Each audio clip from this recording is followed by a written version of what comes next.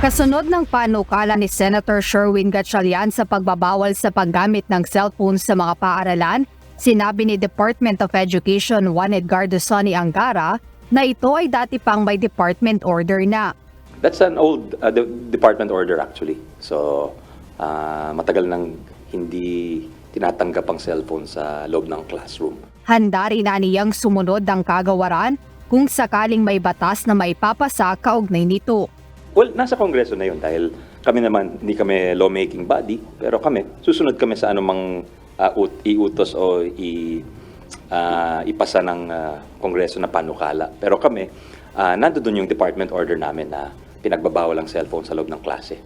Dagdag pa ni Secretary Angara, isa sa dapat ding tutukan ng mga guro ay ang pagtuturo sa mga bata ng responsableng paggamit ng mga gadget. Samantala, 76% ng 1,200 adult respondents sa buong bansa ang sumasang-ayon sa pagkakaroon ng cellphone ban sa mga paaralan. Ito ay halos 8 sa 10 mga Pilipino na sumagot sa isang Pulse Asia survey na kinomisyon ni Senator Gatchalian.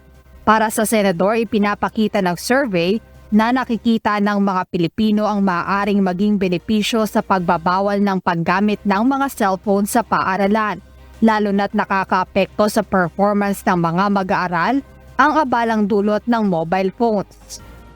Jed Neresina, UNTV News and Rescue. Diyos ang aming sandigan, serbisyo publiko ang aming pinahahalagahan.